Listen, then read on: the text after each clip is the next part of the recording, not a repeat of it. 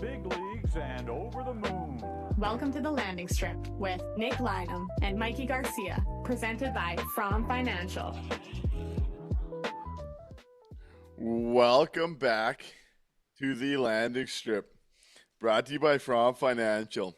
And I gotta say, folks, if you're coming here for analysis on the Winnipeg Jets versus Tampa Bay Lightning, might not be your guy tonight, because the information we got before the game might have let me indulge a little bit at this game. Saw a couple of goals, got a different perspective, second row tonight. Thank you, John, for bringing me. Big news. The NHL trade market is blowing up, and so much for a buyer's market that seemed to last for a whole 48 hours. We're going to be talking about all of it tonight and tomorrow, of course. But this game starts, I'm happy. The result sucks for the tank. Play a pretty good game versus Tampa Bay. That says something. We can look at the positives there. But we find out at warm-up, Logan Stanley and Luke Schenn are scratched. Isaac Phillips is called up. Shout out Belarus Twitter. There's this Belarus account that just has the minor NHL transactions before anyone else. Makes no sense. But they get the Phillips call up, and you start going, what is going on here? What's going on? Winnipeg's calling up a D-man. They scratched Stan. They scratched Luke Schenn. It appears like Yarmo is the sucker. From Colton Parayko to Logan Stanley and Luke Schenn. If I was a Sabres fan, man, you'd find me in the Red River tonight. That's a tough 24 hours, I gotta say. Let's get into all of it. Mikey, how you doing tonight? You know, they say if life comes at you fast, and if you don't stop and take a look around once in a while, you might miss it. And apparently that's true also for Colton Parayko. If you don't stop and get him there quick, he might just not wave. Looks like there's a lot that the Buffalo Sabres and the Winnipeg Jets are going to have in common, both being shunned by Colton Parayko and both potentially having to be victimized by Logan Stanley and Luke Schenn. Crazy news coming out before the game even started. But you know what? Not only did the Winnipeg Jets get a win tonight, they played up 2 points in their playoff hunt, like Scott Arniel told us. With this trade news starting to trickle in as well, there's only one way we can start the show. So let's hit the dance party. Come on. Let's go.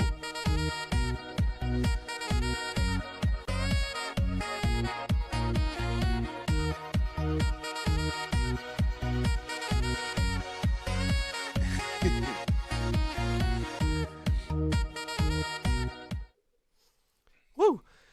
And while we're not singing along to our tank song and wondering, when the draft is going to be here, this maybe wasn't the best night for the tank, like you said, but it's hard not to have some good vibes after seeing the roster management news breakout that our bottom pairing there was going to be, grabbing some popcorn, sitting up in the press box, and maybe spending their last night in Canada Life Center as a member of your Winnipeg Jets.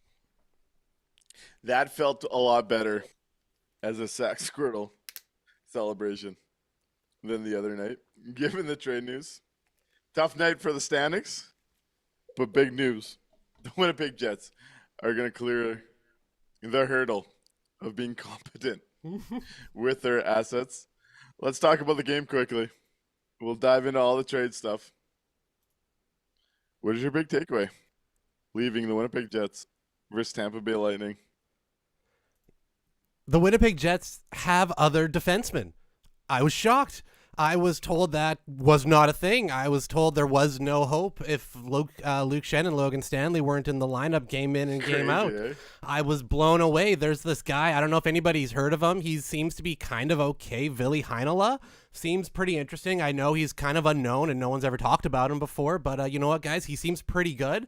This Elias Salamonson guy, he seems like he's all right. There might just actually be hope for a Winnipeg Jets blue line, and I was blown away by that fact tonight. Yeah, I don't know if I should be pissed off or just like get over it. Ville Heinola has his flaws, but that's an NHL defenseman if you use him right. I thought he fit in better than even I would have expected on power play one today. What a difference having a natural puck mover makes.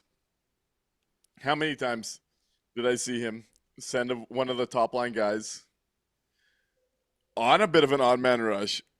That guy clearly has his flaws, net front, in the corners, though I do think he's more chippy than anyone wants to admit given his size. But that puck movement is like second to only Josh Morrissey in Winnipeg. Definitely great to see what he's doing. He's setting himself up for free agency as he will be a UFA this summer. But you know what my big takeaway is? I'm so trade pilled right now. I'm excited about the news. I came into today thinking there was 4 or 5 assets outside the core 6. Let's say you go to the core 4, Sandberg and Velarde. Thinking there was a few assets. Looking at what's been going on here, and we see 2 of them connect on one of the goals tonight. Morgan Barron's goal comes from an odd man rush. Cole Koepke gets a shot on net. Barron banks it home.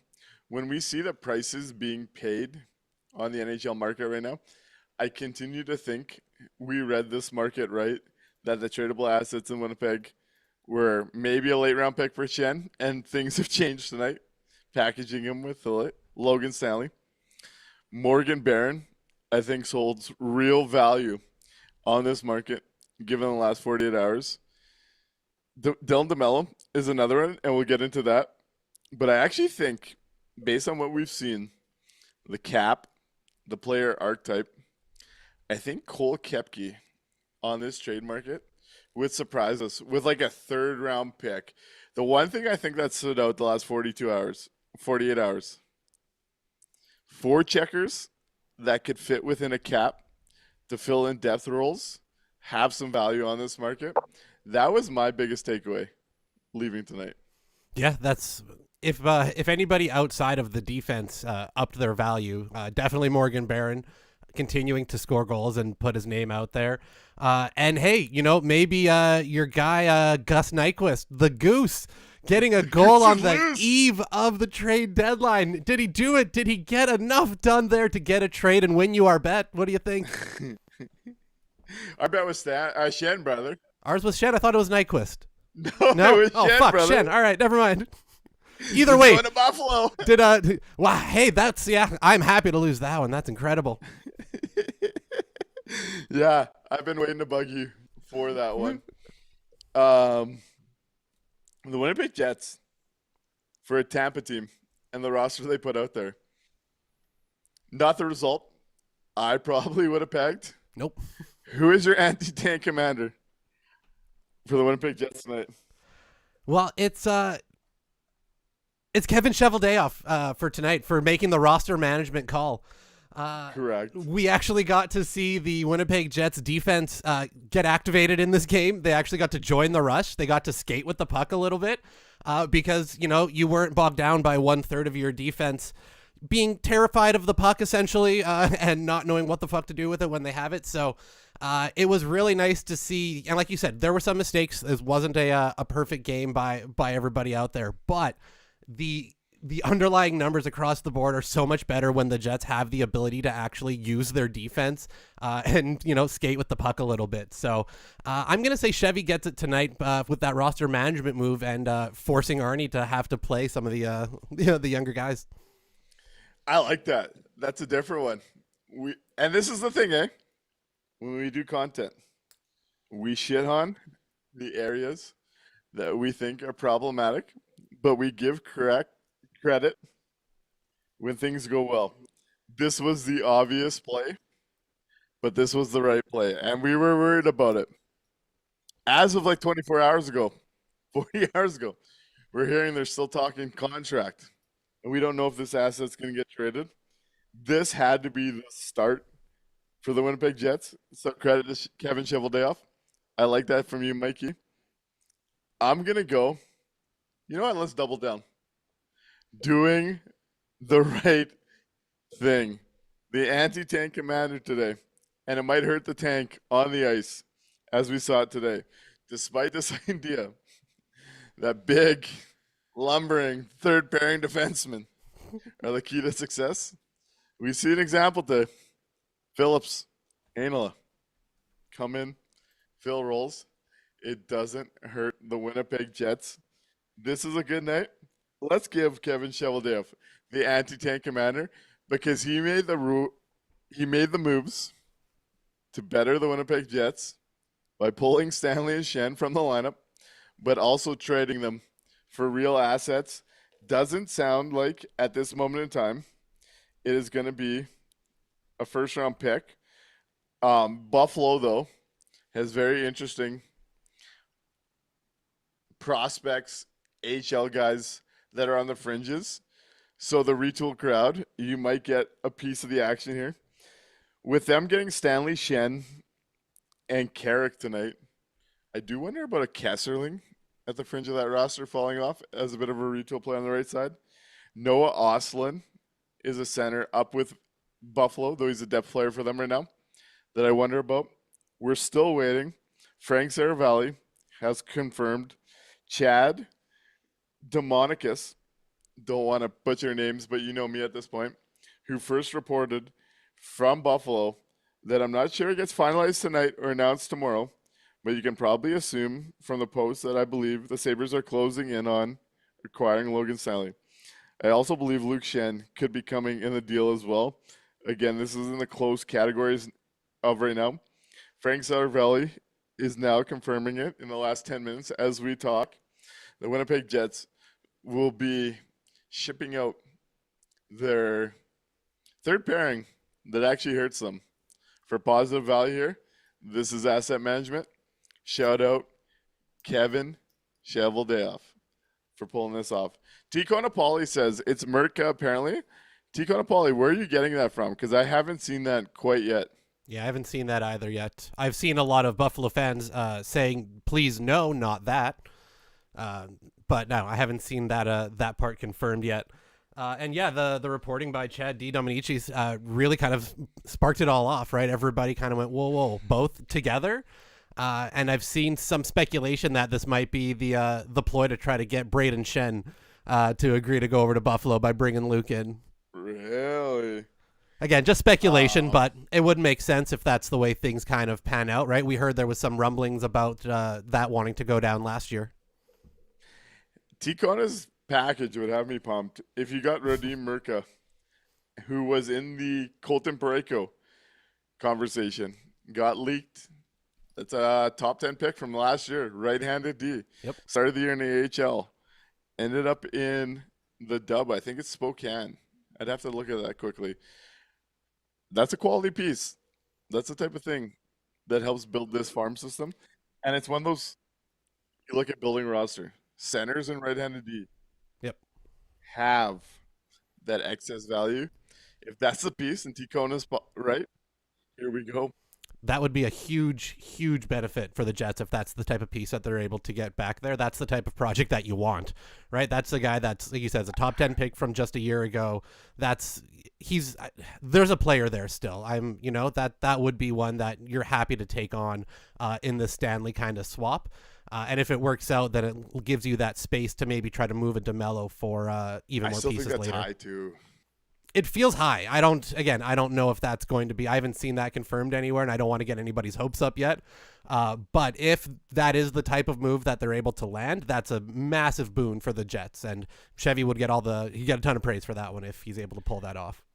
I see Peg City Scott is also saying rumor is it's Isaac Rosen and a second rounder. That again fits the retool and accumulating assets. Isaac Rosen's a winger, though he's on that fringe of being a pro at the NHL versus AHL level. Yep. And a second rounder would be great. Let's see where this continues to go. Maybe we'll find out tonight. Maybe they'll wait till 11 when we go live tomorrow. Let's go to the Colton Parayko of it all before we get into the rest of the league. Okay. Because interesting news over the last couple of days, and it came with a leak today. And I think we kind of nailed this. And me and you were on different sides of the spectrum last year. Colton Parayko, Yarmo goes all in. Not all in, but a first and redeem Mirka, who we're talking about here, Tico Napoli mentions, for Colton Parayko. And this goes publicly as St. Louis is trying to get Parayko to waive his no trade clause, right? Yep.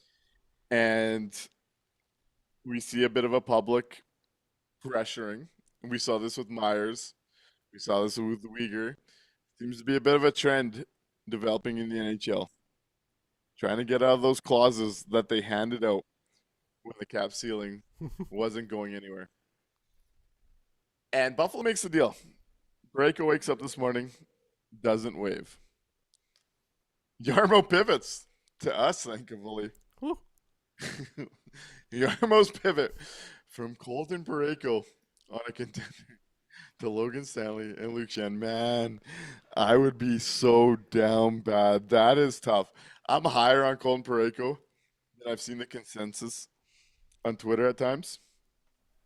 Especially when you look at the gap between what they ended up with. Yep. But Colton Parayko, to his credit, he earned that clause. He did not waive. Then we find out from Mike Futa with Sportsnet, who used to work in the LA GM spot, that he had heard this is not the first time Parayko didn't waive, and he actually didn't waive to Winnipeg. Thinking about the timeline of things, last year would have made sense after 4 nations, I think. This is all speculation here.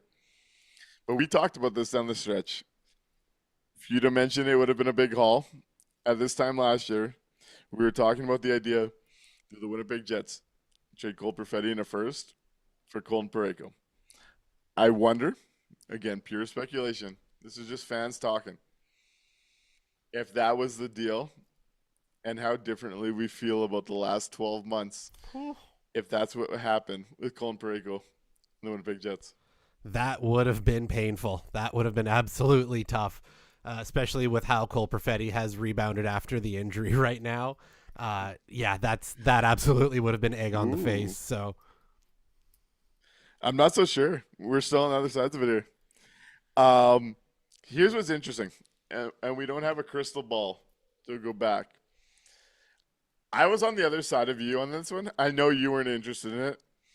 I believe windows are so finite. I was intrigued by it. Now, he wouldn't have solved all their needs on the D side, but I do think he would have solved the net front and the JMO partner thing. And I'm curious what this team would have looked like in front of him. That being said, we can't go back there. I actually do think with something like that, we would have been in a similar, maybe a few spots up position now with a lot of older money. But we just saw he was still worth value. It's an interesting what if now that it's kind of gotten out of there. God, can you imagine how much worse though the this forward group looks without a Cole Perfetti right now? Just another body not in there. That would have been. I still would have taken that shot. It's an interesting one. That's an interesting one. Barton asks, was the last year the Jets tried to get Parayko, Nik? I don't know this for sure. This just came out this afternoon. My guess would have been after 4 Nations. I think JMO and him actually fit the NHL level. Yep. And I do think where the Parayko stuff's interesting. He's not going to be a number 1 D-man on these contenders. Like, he goes to Buffalo. He's not Rasmus Dahlin. They have those guys. He might have played next to Owen Power.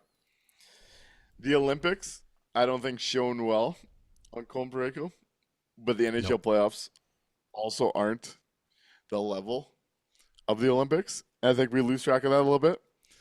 Really interesting to see what happens with him over the next 24 hours, not even 24 hours. Yeah. But I do find it interesting. We found out that the Winnipeg Jets had a deal for Colton Parayko that he nixed. I can't help but wonder if that was in the lead up to next year or last year's deadline. Last year, yeah. It feels like it has to be, right? That it doesn't make sense where they were the seasons prior. It doesn't quite work out as well, I don't think. So it almost feels like it had to have been in the lead up to the deadline last year. And as Rihanna asks, didn't the Jets try for Parayko last time and he shut us down? That's the report here. It also came out he'd be interested in LA and Anaheim. So one thing I'd watch here, LA's kind of in that tough spot. They bought Panarin, lost Fiala, and they're outside the playoff line. I think a first in McQueen or a first in Minchikov is something you might see with Parayko to the Ducks tomorrow. That's one to watch for here. Interesting. If you're just mapping out the price tag that was paid. Yep. As we continue wait. Do you think the Ducks are going to want to do that though? I do. Yeah? I think so. The Ducks are a team I kind of want to dabble a little bit of futures on. Vegas is a fraud. Edmonton's still there. I truly believe in Anaheim's young talent, and they're one of the worst defensive teams in the NHL. They have the left side when you look at Lacombe, Minchikov, Zellweger. They have Trouba and Gudis, who I think slot a lot better in 4 and 6 spots. I think Parayko would actually fit there pretty well. Yeah, absolutely. It's going to be interesting. That's what I'm watching for here. Huge S. Vice says, Dom tweeted Logan Sardi's cards. It's official. Have we seen the return yet? Let us know in the chat if we've seen the return on Stanley and Shen. What a good day, man. What a good day. So are we taking it as this is official yet? This is happening. Yeah? We can throw it up. We can throw it up. You got something prepped, eh? Well, I mean, if this is breaking news, this is going to be happening tomorrow. But I guess we're gonna have to hit the news flash now. Let's hit the very first one. We have a trade to This is big. I think you're going to want to hear this. I think you're going to want to hear this. So if we have Logan Stanley says, so long, Jets, debated defenseman dealt on deadline. Brought to you by The Daily Strip. That's right, ladies and gentlemen, The Daily Strip. Get the best news right here. He fit. So me and John were talking about this before the game. He fit every checkbox, man. I know I wavered at times, but the logic still won. They weren't going to be able to pay him. He fit the size. He fit the offense. And they fit the minutes. He is the best Winnipeg Jets sell job ever. Yeah. I said I was going to lean into that. But if this is true, this is the Winnipeg Jets' best version of asset management. We got to give him credit here, man. Yeah, absolutely. The funny thing is, this should be something that's pointed to as a success story, right? This is something that an asset they weren't going to get, really much for before he decided in his contract year to go on a heater. They got lucky as hell that they're going to be able to recoup something from this, as opposed to signing either a middling contract for him, having him walk for nothing. There's actually going to be a return. It's a good job. Now, do you care what the return is actually going to be before you decide on if it's a victory for the team yet or not, or do you just care that it's anything? Hey, brother, I've been steadfast on this. I'm happy with any return that doesn't have to see me pay money to watch Logan Stanley and Luke Shen play hockey games anymore. It's a net positive. Not paying them is a net positive. We'll see where this goes. It's early, so I think the Jets probably did decent on it. I was getting a little bit worried that patience would not sell.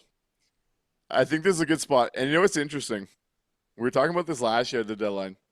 Teams that were sellers, it seems like term at the deadline is getting more valuable. We're seeing right-handed D, Uyghur, Myers, Risto being talked about that have term are selling more than rentals.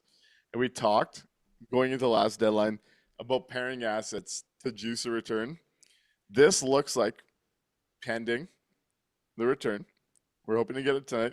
If not, we'll talk more tomorrow. This looks like pairing two assets to juice a return. Hilarious that a team is buying them together after the Jets failed with it. But this looks like what that looks like to me. And I think that's a credit, finding ways to juice a return by trading two assets here. Yeah, maybe in the offseason, we can take a step back and look at everything over as a whole. But right now, in the moment, the fact that they're getting a return for both pieces like this, I agree. I think this is a win for the Jets overall. And if they're going to turn it into something, like a top 10 right-handed D from just about a year ago, I don't know how you can't be just thrilled with that. Again, we don't have confirmation on that, but if it is anything close to that type of a return, that's an absolute steal for the Jets. Hey, and despite my thoughts on Chevy's vision, this is the exact spot I do trust him in, especially if he's pulling the trigger a day and a half or a half a day before the deadline. I think we'll be happy with this return. And at the end of the day, as over on Twitch, Grant Bancroft says, the return is them not playing. Like, this is truly addition by subtraction, and the return is just that sweetener on top. It's going to be a good sweetener. I think we're going to be happy about the sweetener. But the fact those two will not be taking shifts together is a win for the Winnipeg Jets. We don't have to worry about paying a third-pairing defenseman $4 to $5 million over the next 5 to 7 years. This is good. Yep. I haven't seen the return yet. I'm not changing my stance. This is better than any other path. There was 3 possible options. Trading Logan Stanley for a return. That was number 1. There was letting him get through the deadline because you were stubborn about your trade return and walking him in a free agency. That was number 2. And I was kind of for it because it'd be the funniest. It would make management look the worst. And we wouldn't sign him. Number 3 was signing him. Asset management perspective, I'm happy, man. This is the stuff like someone that sees the sport and the business like me can appreciate. You want to look for Nik being happy? This situation is doing the right thing. Yep, 100% agree. Hey, Rob Somerville, thanks for coming in. Wondering what the return is. We still don't know. We've had some conflicting reporting coming in still. So we're keeping our eyes peeled to see once that's official and we can get an actual idea on the return. We still don't know. But we're really kind of in a spot where almost anything is going to feel like a win right now. So we're pretty happy about it. As Sugar Hill Sleep says, if you love something, set it free. There is about 70 people in the live chat tonight. Make sure you like, subscribe. Let's move into the From Financial Faceoff, and then we'll go through what the rest of the league has done so far with the deadline, as Utah made a pretty big move within the division. There's going to be some stakes to that. Let's get into the From Financial Faceoff. What do you think was the biggest difference for the Winnipeg Jets tonight? Right on, let's hit it. Thanks for calling the landing strip. You're on the air. What would you like to talk about?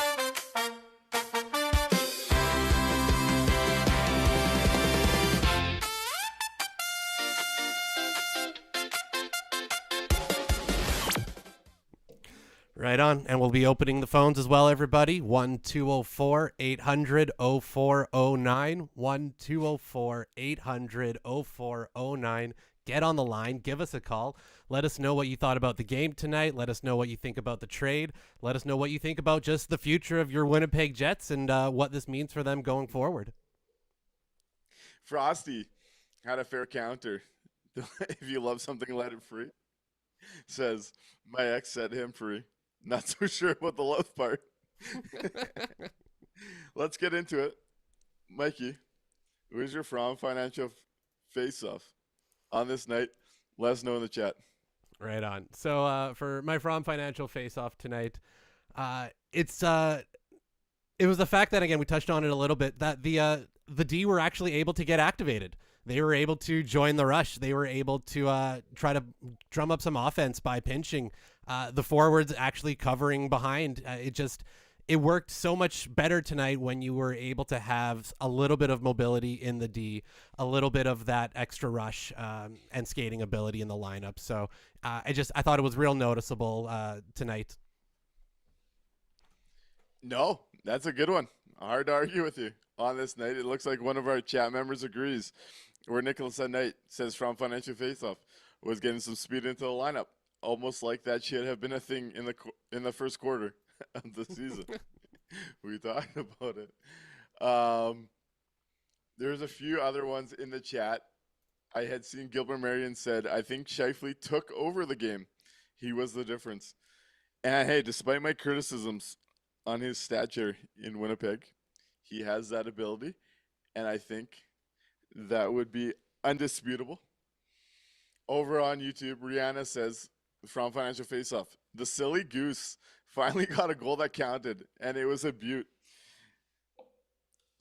I got to say, the vibes, being in the arena, despite our ulterior motives right now, when the crowd cheered for Gustav Nyquist, the goose is on the loose in Winnipeg.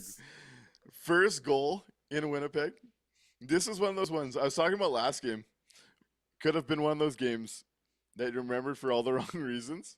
I'm going to remember tonight for all the right reasons between the Stanley and Shen news and Gustav Nyquist putting one in the back of the net in game 61. These are the days. As a hockey fan, these are the days of our lives right here. Absolutely. We're going to get to look back on this when the Jets make the playoffs at the end of the season as the turning point, really. It's going to be quite magical. As old Jets fan 66 says on Twitch, they seem so much faster because they got out of their zone like a grown-up team. Puck movement from the back end is a really underappreciated skill in transition. It could come from flawed players, but it matters when trying to generate north. Some more from Financial Faceoffs. Cranberry says the From Financial Faceoff was not having Shannon Stan out there. Guys, guess what? They could fill those minutes, and they're going to be okay as a hockey team. Holy shit. Who could have Against thought? a good team like Tampa Bay. Rylan Medwicks from Financial Faceoff was the third pair D. Rihanna's from Financial Faceoff was actually should be just sitting of Stan and Shen. That's tonight's beer cup. Going back to last game. Yep. Blake G points out Bamidian and Frey are the biggest benefactors of this trade tonight. And I could not agree more. For a team that just invested a first-round pick and a high second into left-handed D, there's no more block, which we saw happen to Chisholm, Kovacevic, and Heinola. Relieving news for the development pipeline of the Winnipeg Jets. This trade is good for a multitude of reasons. I am ecstatic tonight. This is a rare one. Ethan KPMs from Financial Faceoff. People under 30 years old in the lineup. Palmer Lane's from Financial Faceoff is amazing how we are able to see an offensively adapt blue line without two pylons. Something to be said about Shocking. the stylistic difference you see. I think it's very easy. And you see teams pay for it at this time of year to really value the size on a decor. But I think if you re-envision what your three pairs could be, I think you need size. But I also think you need a puck mover on each pair. Being able to balance that has more value than I think's talked about compared to the size element. I think we saw that in Winnipeg's game. Mike Friesen, good to see you in the chat, buddy, says we're winning a round. Is this the time the Winnipeg Jets go on a run? Mikey, where are we at on that side of things? I mean, Scott Arniel certainly believes so. He said in his post-game should. comments today, he said, there's another 2 points that, we picked up, and we're starting off the homestand in the right way, and that's what they're focused on. I hope they don't ruin the tank for their own, it's for their own good, to be honest, right? That extra infusion of talent is just something that they need. So I hope they don't ruin the tank, but it's a little interesting that in a season where you're a seller, you're shipping out guys at the deadline, it may unintentionally make you better in the short term and on a day-to-day basis. I don't know if you see that too often in the league, but we could be in a bit of a weird spot like that. So it's going to be interesting to see what the roster looks like starting tomorrow. Hey, we'll see where things are going to go. We'll get into what the Jets should do next as this show goes on. Mr. Meowkid asks, is a tankathon still on? In my books it is, but hey, we're having fun tonight. A few more From Financial Faceoffs. Then Blake G goes to the Uyghur deal, and I want to get into that as we move throughout the league. Real DFV's From Financial Faceoff is Shifley gives a little extra in front of Cooper. A little bit of a, hey, you might have missed me from Mark Shifley tonight. Yeah, that'll get you picked for the next team. Norm says the From Financial Faceoff is the Uber driver heading to Buffalo with its precious cargo. I will chip in to the tip. We're leaving that Uber driver. Yep. I'm in. Let me know the GoFundMe of that guy. We'll get you a flight on Porter or whatever. Porter, it'll be good. Ticona Pauly says the From Financial Faceoff was Dewar setting the tone. And Tyrd Ferguson says the From Financial Faceoff was thanks Colton Parayko, who says no move clause around the league are bad for the Jets. Though, seeing the Nick Roy ad, no move clauses with John Taves might have hurt us a little bit on the flip side. Maybe, yep. But Blake G went there. Let's get into Utah. And I see Infinity Comment asks, has the battle been won? And we want Rosen or Ostlin. Ideal. But Blake G says, I don't like the Uyghur deal for Utah. That feels very win now, and he doesn't seem to match their window. But he's a great D who can play both sides. Let's start going through what we've seen come out of the league so far. What do you think of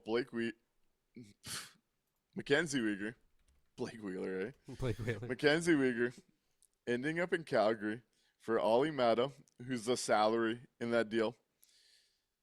A center prospect I don't know much out of Cordell. And 3 second-round picks, including the New York Rangers' second in all of this. What do you think of Uyghur to Utah? What does that mean for the Central Division? So I think it's no surprise to anybody who listens to the show that we're pretty big on Mackenzie Weegar. We've liked him for a few seasons now. We thought he'd be the type of right side defenseman that would fit perfectly with the Jets alongside Josh Morrissey. Going to Utah, honestly, I think makes a lot of sense for what Utah's trying to build right now. That's a guy that's a locker room leader. That's a guy that they can kind of lean on. He's still going to be able to produce on the ice. It gives them kind of everything they need when, if you look at tonight again, they just blanked Philadelphia 3-0.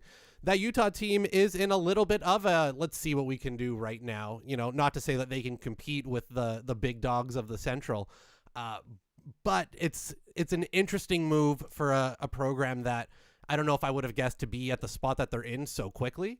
And to kind of dump, a lot like that means they believe in it. We'll see how that pays off in the end, but I don't hate it. And it's, again, it sucks for the Jets in terms of now we've got to see Mackenzie Weegar a hell of a lot more than we did beforehand.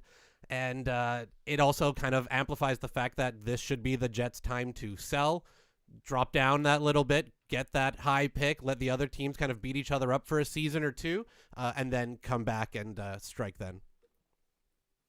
Yeah, so this is an interesting one where if you look at the draft after somewhere between 18 and pick 22, depending on the draft class, every pick's a bit of a dart. And the New York Rangers second is a top end second. If you plug in those 3 seconds they got, you're looking at about the 19th overall pick. So I think the Calgary Flames did better than people are acknowledging, especially getting out of the long-term side of the money. Mackenzie Weegar's a D-man I've liked as a potential Josh Morrissey partner. He had a bit of a tough first half to this season, but I also think changing the environment from Calgary to Utah is going to benefit them. The thing that was most fascinating for me looking at this just from a Central Division perspective, Utah kept their powder dry. We've been talking about the ideas they can move a Desnoyers, Iginla, Simishev, their own firsts. None of that went to Calgary for Mackenzie Weegar. And Friedman tonight still believes they're the favorite team to land a Robert Thomas. So we might be looking at this landscape differently where they fix their D hole and then add a Robert Thomas. And I think for the Central, that means it's game over. The top 4 are set. And I find that one interesting because they kept their powder dry. I could see a Desnoyers ending up in St. Louis tomorrow in a Robert Thomas deal. And that's where Mackenzie Weegar being their second impact ad would be a lot more troubling than if Robert Thomas goes there. God, if they end up landing Robert Thomas with this Mackenzie Weegar ad already, the playoffs to get out of the Central Division are going to be a fucking hellfire. That's going to be better than your ending your Stanley Cup final, most likely. That's going to be absolutely ridiculous to see them all go at it. Yeah, we'll see where that goes. Like the Uyghur ad, but I still do think Utah, to be serious, needs to make that big swing. And hey, they kept their best prospects to do it. Yep. I think that's one of those deals. I look at it from both sides, and where both teams are, I like it from both directions. It's going to open up a bit more ice time for a guy like Zane Parekh. Collecting and harvesting assets when you're rebuilding is the name of the game. You want as many darts as possible. And Calgary's done a pretty good job of throwing those darts. So that's where I was with that one. And second-round picks seem to be kind of valuable, hey? Like, you can actually get quality players for second-round picks. Is that what I'm hearing? This is news to me as well. I've never seen that before. Yeah, they can get you better than Luke Shen and Brandon Tanev, sources say. Sources say. Huge-ass vibes with a great point I want to get to today. And this might be what we're waiting for on the Logan Stanley, Luke Shen thing. And knowing Buffalo also got Carrick tonight to fill out their depth center roles. Yep. Maybe a Payne Krebs is in that deal, thinking about it. I think it'll be an awesome one, though. Anyways, Huge-ass Vibe says, from Chris Johnson on Twitter, of note, for fans of late-night NHL trades, the league's 23-man roster limit officially disappears at midnight Eastern. So it just passed. Yep. Which should allow a couple pending deals to get formally processed. Only roster requirement for NHL teams from here on out is to remain cap compliant.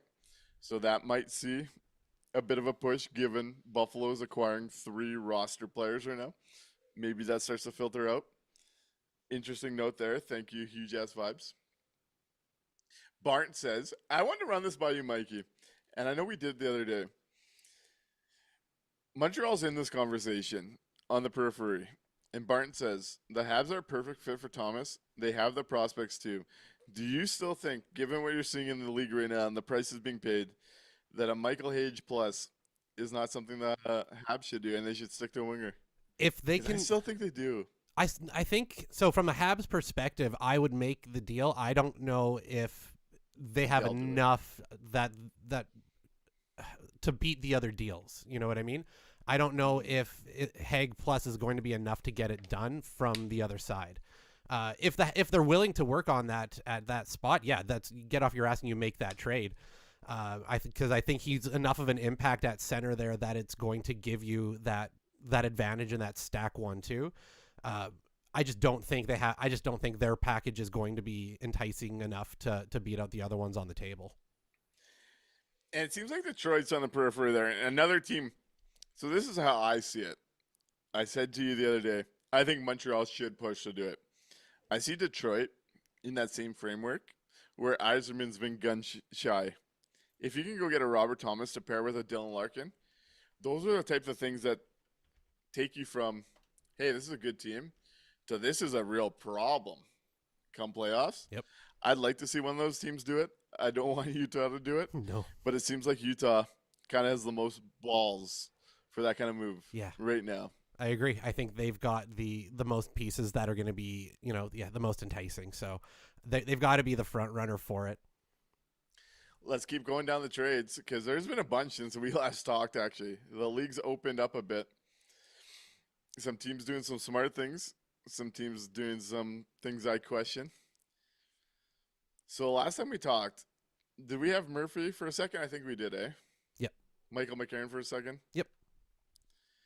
So Tyler Myers ended up going to Vancouver, or to Dallas from Vancouver for a second and a fourth. Made me feel better about Logan Stanley's potential. Turned down. Who did he turn down to do it? There was another Detroit. He saved Detroit from themselves. Yep. That's the one thing with Yzerman. Doesn't know how to identify defense. Well, we see Tyler Myers go to Dallas. What did you think of Dallas paying a second and a fourth for Tyler Myers? It'll never cease to amaze me that teams will spend on size and nothing else. It's absolutely bananas to me that you can still get a multi-pick, including a second, for Tyler Myers at this stage of his career. I was pretty blown away by that. Not a move I would have liked to see the Jets make, alongside of feels like a Luke Schenn type of move. So it just, not one that I'm that I'd be happy to see. So, yeah, that's an expensive price. As I see over on Twitch, Big Papa says Garland to Columbus. YouTube's buzzing about it as well. Shout out to Adam Wisnowski. Connor Garland, we were talking about last show about trying to get assets to get this type of retail player. Here's his official price. Connor Garland to Rick Bonus's Columbus Blue Jackets. We're looking to push into a playoff spot. Second and a third-round pick. Let's start there before we dive into more of the trades. Connor Garland to Columbus. What do you think of that price? What do you think of Columbus buying there? Kind of crazy how Grandpa Bones pops in and just completely turns around the fortunes of that entire franchise. Absolutely crazy. I think 13 wins, 13-2-0 or something like that after tonight's win. So absolutely massive to get themselves in that spot. Garland's a good player. We've talked a lot about him on the show. You're a big fan. I love Garland. That's the type of guy you wanted to see the Jets, try to target and try to bring in. For a second and a third, is that what we said the return was? I think that's exactly in the price range for that type of player. I would have been fine if the Jets had a second round pick to, if they were in a win now type of mode where, you can go out and add a player like that for a second and a third. I think you do that all day long at the deadline. And again, just shows you second round picks, y'all. They're actually important. Yeah. They don't need to be for Brandon Tanev. They don't need to be for a Luke. Like, you can actually go out and get a Connor Garland type of player. So just as a heads up, because I know some of us, we didn't know. So this is one of those ones where, again, I like it for both teams and what their intentions are here. Garland has a no-move clause starting July 1. So Vancouver gets out of the 6 years of that deal as they're in asset accumulation stage and they're going into a rebuild. You don't want to be handcuffed by your own assets for Connor Garland. If you're Columbus and you think you can build off of what Rick Bonus has done to that team, I do think Connor Garland's a very good middle six hockey player that I just adore watching play hockey. Plays above his height and weight, drags guys in the fight, and can score 20 goals. I think there's value there, but I like Vancouver getting out of that before that new move clause. I like Columbus, the price they paid. This is one of those ones I think is good business, especially when you look at the business the Jets did 12 months ago at this time. Yeah, a lot of fairly priced deals kind of starting off of the deadline season here. I thought we were supposed to be told this was a pure buyer's market. Yeah, whoever was saying that. Watching, again, I should be careful, but watching LeBron say, I talked to an exec this morning, and he said it's turned and it's a seller's market. Like, you couldn't look at the last 48 hours and figure that out. Let's go through that 48 hours. Colorado, another pair of Central Division teams. Nick Blankenberg to Colorado for Nashville for a 5th-round pick. What do you think there? Yeah, that was pretty cheap. That was pretty fine. It's one of those ones where this is where Colorado really understands the asset management game, because they turned Girard, who was an undersized power play defenseman, into Kulak to fill that hole on the left side of their decor and get a more defensive guy. And then they traded a 5th for Blankenberg, who's an undersized defenseman, for a 5th-round pick who can help Colorado's system and jump in there really well. This is one of those ones where Colorado understands the value of cap space. They save $2.5 million, spend a second and a 5th, but actually improve their decor from an asset management perspective. It's one of those deals that won't make the radar, but if you look at the collection of what Colorado did there, really like it from them. Yeah, absolutely. When you take that step back, right, and you get the full picture of it, it's those are, again, the type of kind of smart moves that you want to keep your eyes on.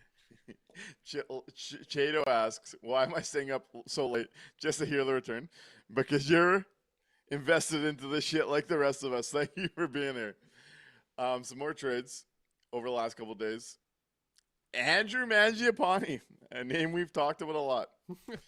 Plus, a conditional first-round pick in 2027. Edmonton's pick, top 10. Edmonton keeps it, and it becomes a 2028 unconditional. 4, Colton Dak and Jason Dickinson. What did you think of the Oilers piece of business? Trading off of Mangiapane's money, trading a first, but adding Jason Dickinson and Colton Dak. So I didn't really know a whole hell of a lot about Doc and Dickinson before this season. So I wasn't really, super up on them.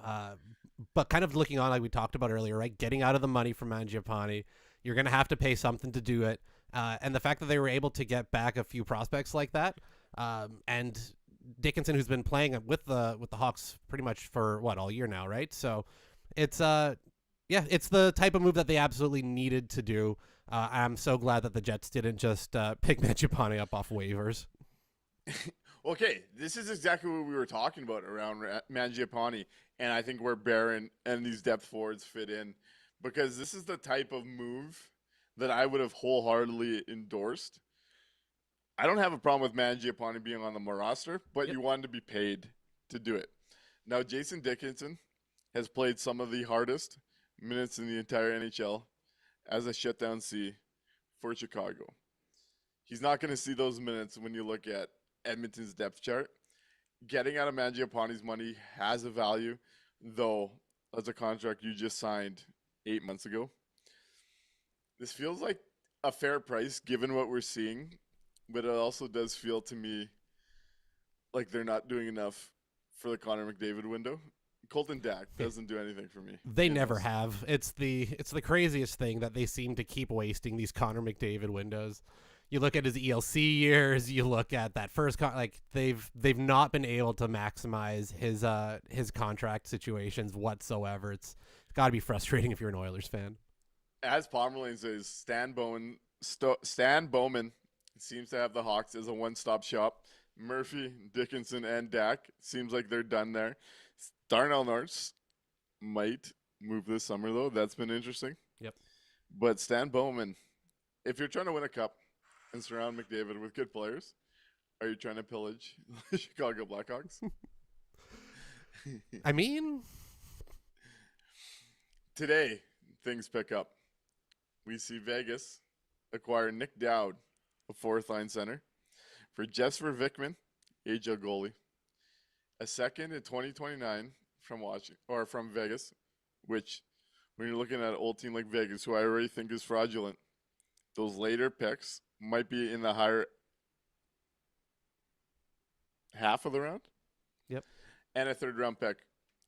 Nick Dowd for a second, third, and an AHL goalie.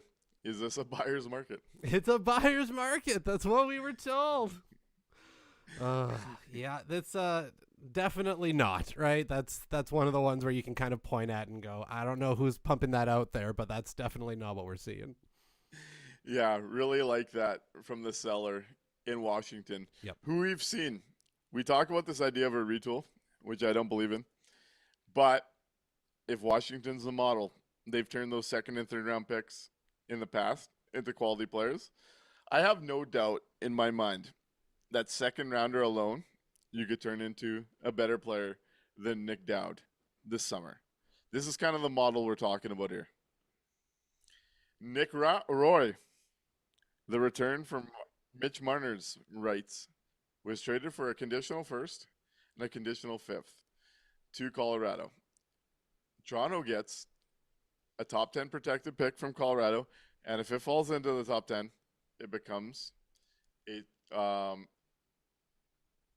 unprotected 2028 first. What do you think of Toronto getting that much value out of Nick Roy, who had one more year at $3 million? I was pretty surprised, to be honest, that they would be going in as sellers like this. And the fact that they got good value for it too. Teams weren't gonna like hold them hostage for it. They weren't gonna try to squeeze them out. I thought everybody hates Toronto. What are we doing here, guys? Come on. They actually got good value for Nick Wall like that. So I was surprised. I was shocked. As Barton points out here with Washington, they retooled and it got them one playoff appearance in 3 seasons. Winnipeg got 1 round out of 4 years. Just things to remember about. I was surprised Trey Living was able to get a future first like that. And again, I like betting further into the future against the Colorados, Vegases, the older teams, where Colorado's going to have to pay Makar a big boatload of money. And you just don't know. The Colorado's entering that stage. They're not quite there this year. They're a fucking really good team this year. But with the cap and the business side, McKinnon's getting older. Makar's getting older. And there's going to have so much of their cap invested into those two. If one of them were to miss time, one of those future picks might just hit. Really like that from Brad Cherry Living. It's concerning to me. We'll see the price on San and Shen. That Brad Cherry Living might have a better deadline week than Kevin Cheveldayoff. Which is crazy. Florida traded Jeff Petrie to Minnesota for a conditional 7th. That's kind of what I thought the Shen market might be after that deal. Nothing burger. I can't believe Jeff Petrie's still getting traded in 2026. What year is this? Nashville collecting picks this week.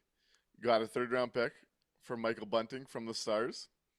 The type of ad I would expect from Chevy if the Jets were buying. What do you think of Michael Bunting for a 3rd? Yep, that's exactly what you said there. That's the type of deal, if we were buyers, you would have jumped all over. Yeah, that's right up Chevy's wheelhouse with the Michael Bunting stuff. 100%. Like it from both parties, given where they're at in their competitive cycles. I think that might be the best buy so far when you look at the assets paid. We see Warren Fogle, who people were looking at as a cap dump. Not so much. Warren Fogle in a conditional 3rd to Ottawa for a 2nd-round pick and a conditional 3rd. So basically a 2nd for Fogle and a bit of a drop in the 3rd round. Yep. What do you think of LA doing that, especially after buying Panarin? Yeah. Can we read into that a bit? I was, again, that's another one that surprised me, but with where they are, that would be the route that they'd be going down. Grappling with Canada says, nice to meet you tonight, Tank. Happy my sign made a difference. Went to Lake of the Woods beforehand. Got to meet Grappling with Canada. Always great to meet people out in the community. And they were rocking a sign. Chevy, pick up the phone. It seems like it worked tonight. Appreciate that. Grappling with Canada. More trades. David Perron went to Detroit for a 4th-round pick from Ottawa as a bit of a money move with the Fogle thing. Bit of a nothing burger. Yep, agreed. Any big takeaways leaving the trade talk around the NHL as we move forward here? We just wanted to make sure that the Jets didn't get stuck in the mushy middle. And with the way that Utah has the potential to load up and is seemingly looking like they want to load up, the way that St. Louis is selling off, the performance of the other teams in the Central, it couldn't be any better of a time for the Jets to have that step back, sell off the assets that you have right now that have that value, get that high pick. This was the exact time to do it. So, real Breaking happy. news. Oh, we got it. We got the return. We got the Logan Stanley and Braden Chen return. Here we go. Hey, this is where we credit Kevin Cheveldayoff. This is where we go. Well done, Kevin Cheveldayoff. Well done. Murat Atesh, credit to Murat, says, hearing NHL Jets trade of Logan Stanley and Luke Shen to Buffalo is for 22-year-old forward Isaac Rosen, a winger.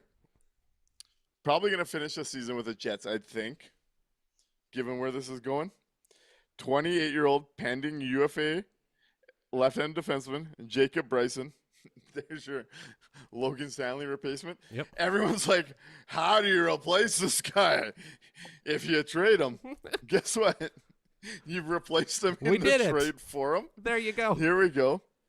And a second-round pick. Wow. Wow. Absolutely incredible. How you feeling? Feeling pretty good. I'm feeling pretty good. That is exactly the type of return that we wanted, right? You're getting that second round pick back. You're getting a really good prospect in Isaac Rosen, and there you go. You've got Bryson to fill the void in your heart if you've lost the big man for Logan Stanley. I don't know if we could, outside of a first round pick, I don't know if I could have asked for too much more out of this. And also, like we said earlier, the addition by subtraction, just the fact that they're not eating up the space, the roster spots, the minutes on the ice, all of it is a plus. Hey, this is actually, given what we think the org's trying to do with the idea of retooling, this fits the type of trade I think that any Winnipeg Jets fan, rebuild or retool, can be happy with. When you look at it, you're getting a guy on the cusp of playing NHL games in Isaac Rosen. Let's pull him up here for a second. You're getting that second round pick, which is an asset. And hilariously, you're probably getting better on the roster the rest of the year. Isaac Rosen, at 22 years old, has 43 points in 37 games at the AHL level, 25 of them goals. Last year, 28 goals, 55 points in 61 games. He's been a consistent performer at a young age in the NHL. First round pick, 14th overall in 21. When you look at the assets we're talking about here, I'm happy. You get a player that you're going to get to look at down the stretch here. I expect Isaac Rosen to get NHL games. Let's see what happens there. This is the type of bet I think the Winnipeg Jets have to be making. They get that left-handed roster player in Jacob Bryson, who brings whatever third pairing demon that gets a bit of an opportunity does. He replaces Logan Stanley. Fine by me. And a second round pick. This undoubtedly is a win for the Winnipeg Jets. I'm a critic at times. You got to give flowers where flowers are due. For what they just sent out, this is a clear win. This is a clear asset management win. Bravo, Kevin Cheveldayoff. Yeah, this is the best case scenario almost on what they could have gotten out of this situation. And again, right, you had this piece for so long where you traded up to get him. You've put all this time in. This big split between, the fan base between, what do you do with this when we're coming up to the point of being a UFA, and to go out and then to be able to turn that into a 22-year-old winger who's had some real sustained success at the AHL level already, who, would be fine to get some NHL games going forward here. The second round pick, which we just saw a bunch of examples of second round picks being able to fetch you decent NHL players right away if that's the the type of flavor that you're looking for. It makes sense. This was, everything that you could have asked for, and it frees up that roster spot. It frees up that money. You're not overcommitting to a third pairing defenseman, which again, that's all that he is at best, right? That is, we get lost in the, Logan Chara excitement of the, the big career year. But we have to kind of step back and remember, on any type of good team, this is a third pairing guy at his highest possible ceiling. And now you've turned that into a couple lottery balls. In the chat, Al Camino says, I just got home. Who got traded? Stanley and Shen are Buffalo Sabres for Isaac Rosen, 22-year-old AHL winger who's got a habit of scoring goals. Let's see where that goes. A second-round pick, and Jacob Bryson. And Bryson, guys, don't worry about him blocking anybody. He's a UFA. Yeah, he'll be gone. Just a roster trade. Yeah. As Infinity Comment says, Bryson might get flipped, to be honest. There might be some value. This is real good work.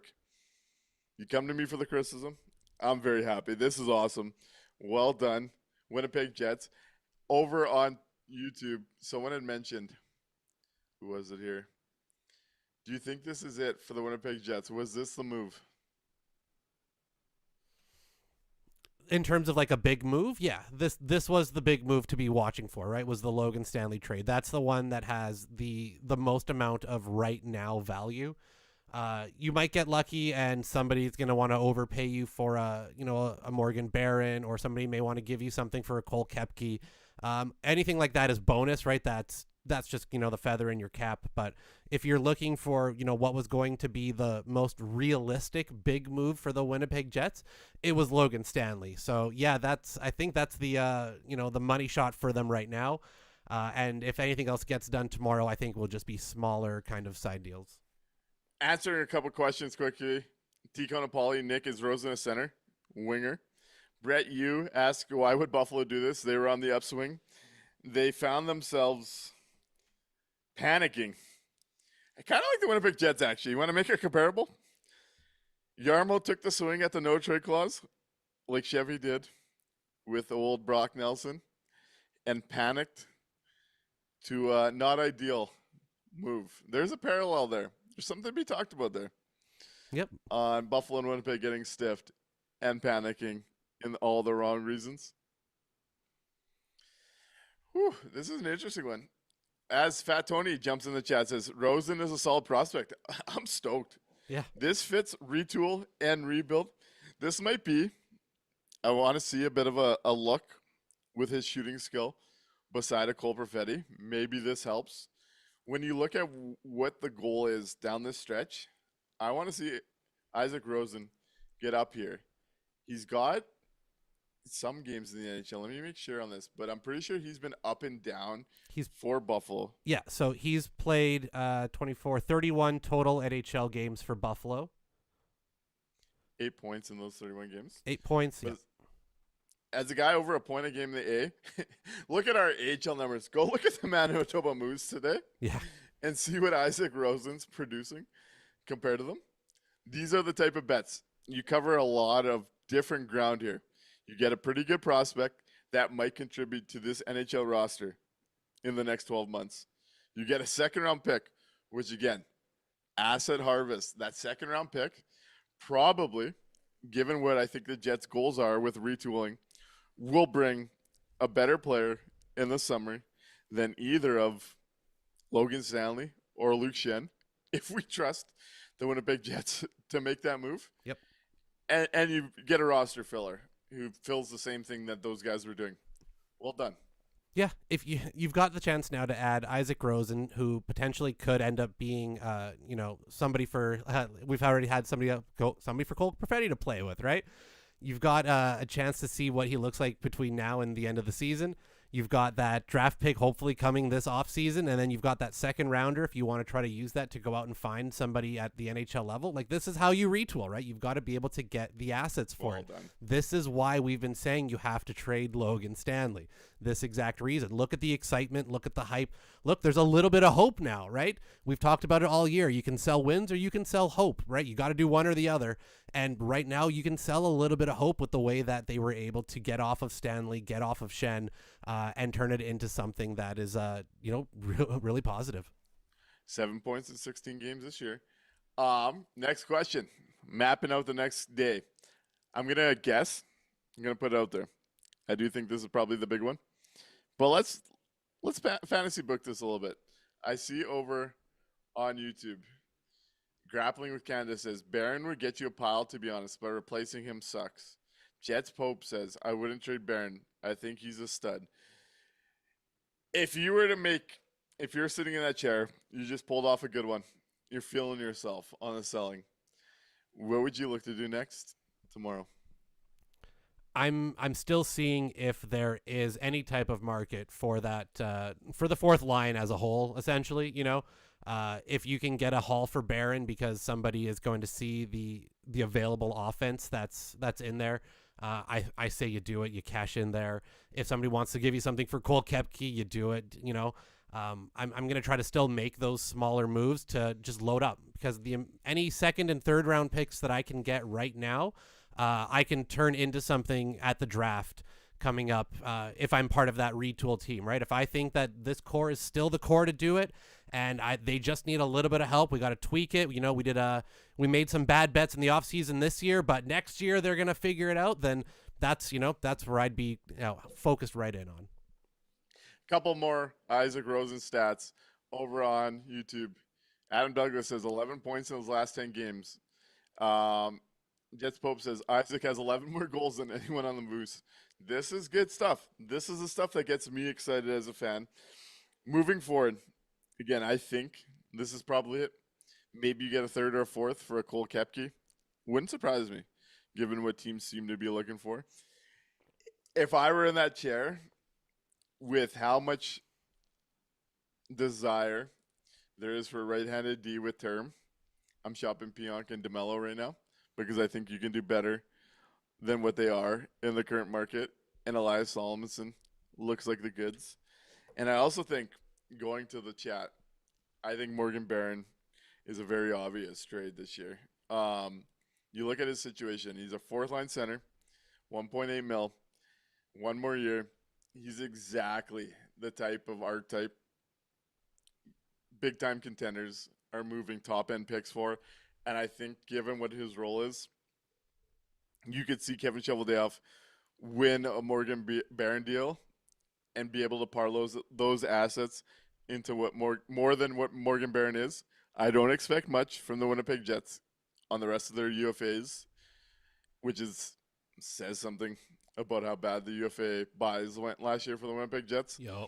But I think Morgan Barron and Dylan DeMello and maybe even Cole Koepke in this current marketplace have the type of value that we can get excited about.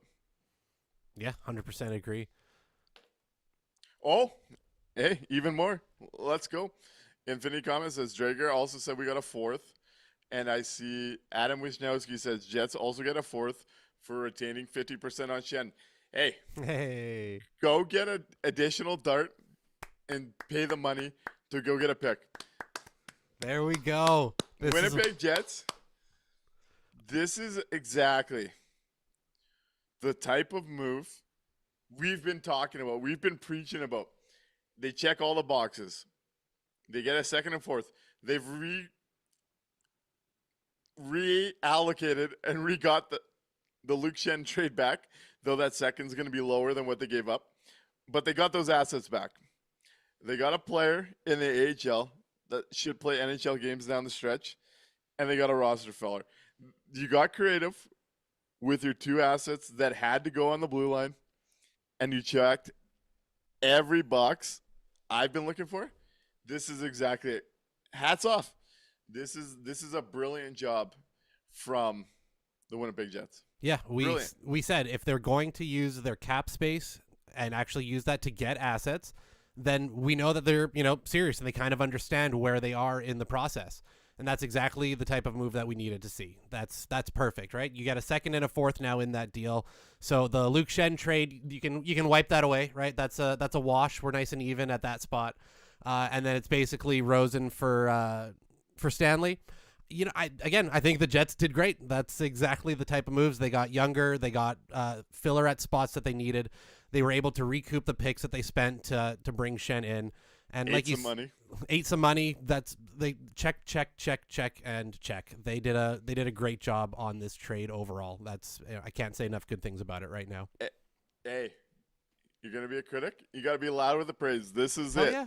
This is what we're looking for from the Winnipeg Jets. Let's see if there's more tomorrow. We'll be live for it. We're going live at 11 o'clock. If you want to come, chat hockey. We'll have the phone lines open. We'll be talking everything through. A little debate on the way out.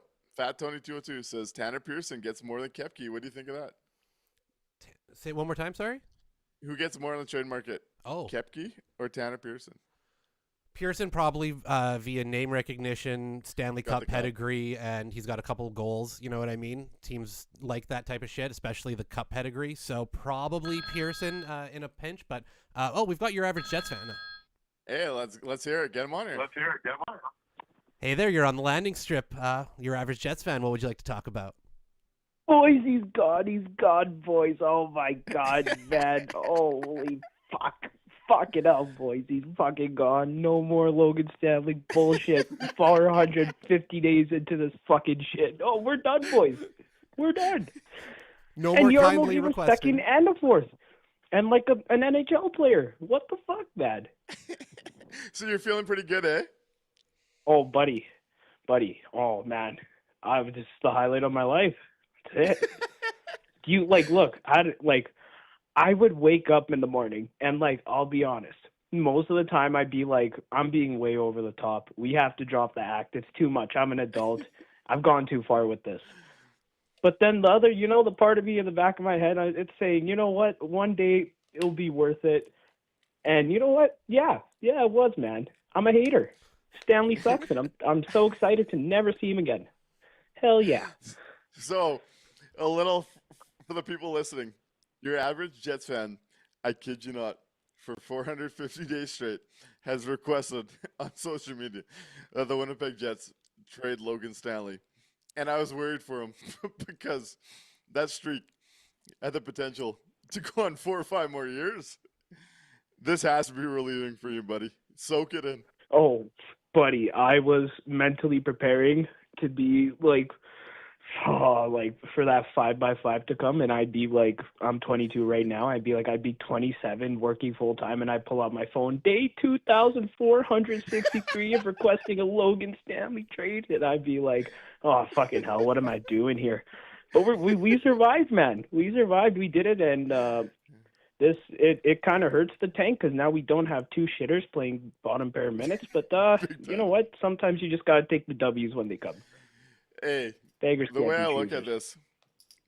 this, buddy, it's going to hurt the tank a little bit, but I'll take the assets we got over the 1% lottery odds that we're probably talking about moving here.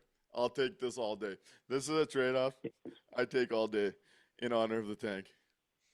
Exactly, and I've talked ad nauseum with you about how I kind of worry about the retool direction if we get a Stenberg or McKenna, but I mean, hey, that's a problem for another day. I'm, I wish an Adam Lowry or a Kyle Connor were extended, but That's it, man. Logan Stanley, we rejoice. We rejoice, brother. Hey, you have a great night, buddy. Great to hear from you. You as well, boys. Have a good one. I love it. That's the energy I'm here for. Absolutely. I did wonder today, seeing the Nick Roy trade, what an unextended Adam Lowry would bring on this market. But, Mikey, we're going to be talking for hours on end about the moves still yet to come. Today's been a fun one. We no longer have to watch Logan Stanley and Luke Schenn on this hockey team. Kevin Cheveldayoff cooked. Let's run the sim, and let's get out of here tonight, and we'll be back at 11 o'clock tomorrow morning after hopefully some good news for me in the morning before that, too. Yeah, you hopefully will be getting double the amount of good news tomorrow. It could be a fun one tomorrow. And just want to say, before we grab the tankathon real quick, shout out to you because you maintained the entire way through that if Chevy had to make this trade, you trusted him to do this exact type of deal. You trusted that he could find the value when making this type of trade. You've been pretty steadfast on that, and you should take a little vindication in that tonight. Logic beats vibes every time. Every time. It had to arrive here. I think the track record, a little humble brag, is pretty good the last 12 months. This was one that had to go right, though. I'm very happy about the Winnipeg Jets and what they did tonight. Absolutely. Very, very happy. You want to see the type of thing that makes Nick Lynham a happy fan? It is asset management at this degree. Let's fucking go. Let's do it. All right, let's hit the sim. In 3, 2, 1.